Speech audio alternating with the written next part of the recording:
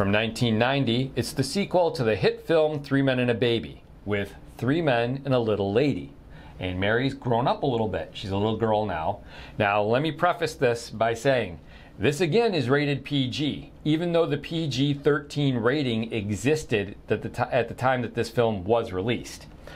I went through this before I showed it to you, and oh boy, there's a lot of body stuff in this particular film versus the first film. In Three Men and a Baby, I basically had to kind of gloss over the first portion of the film where they're establishing that these guys are all bachelors. After that, once the baby comes into the picture, things were fine.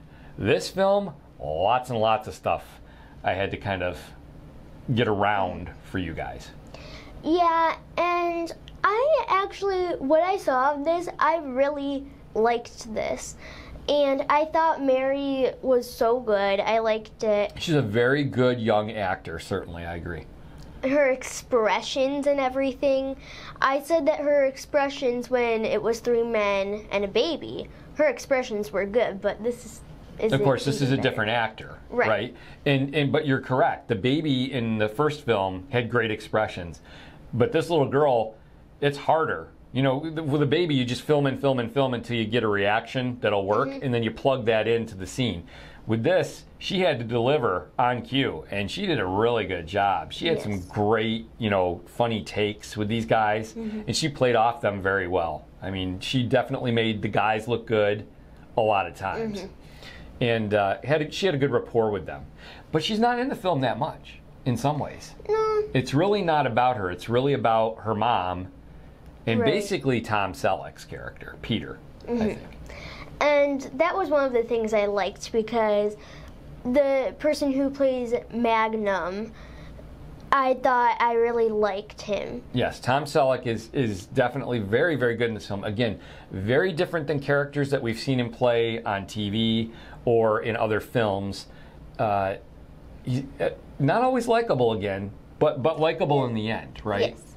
And Ted Danson has a great scene with him. It's my favorite scene in the movie where, you know, Ted Danson sits down and has a heart-to-heart with Tom Selleck. That's a great scene. It's probably my favorite scene in the film.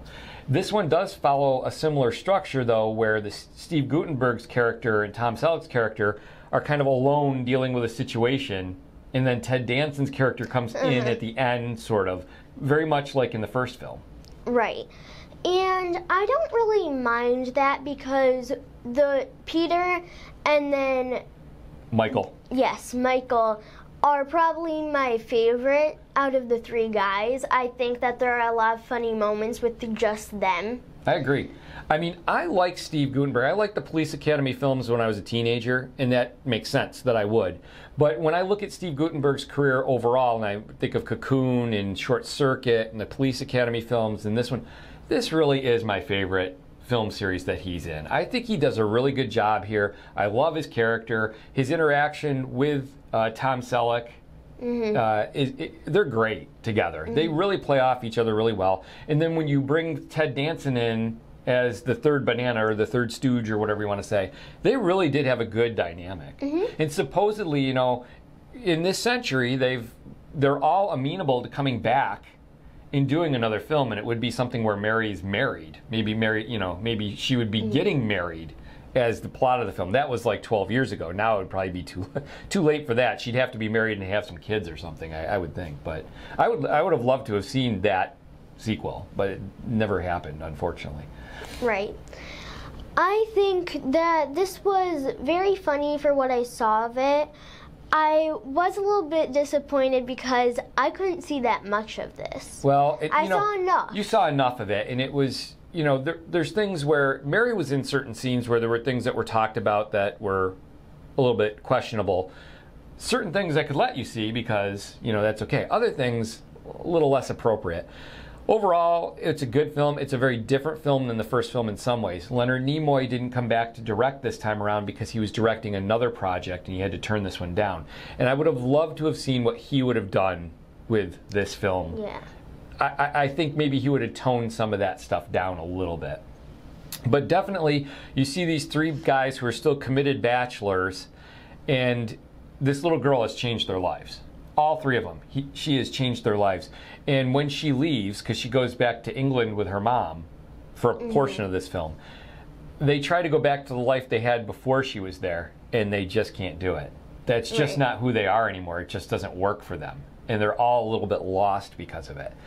And I think part of the reason that Ted Danson's character isn't in there sometimes is they went on, the other actors went on location, but he had to stay in Los Angeles because he had a commitment there that he had made, and he couldn't leave. So his scenes had to be filmed in Los Angeles, and I think that's why. But again, there's that one scene where Ted Danson sits down and he's very serious with Tom Selleck. He's funny. It's funny, but it's a very serious little talk he has with him. Favorite part of the movie in a lot of ways. And I think it was a little bit funny for me with that because before that he was away from Peter and all of them, which were in England. And all you see is a phone call, and he's on the phone wearing fruits on his head. Yes, he's on location filming, and he's got like the fruit salad on his head kind of thing, you know. He looks like Carmen Miranda, maybe. No, he's got some great stuff in there, and it's very similar to the first film structurally that way.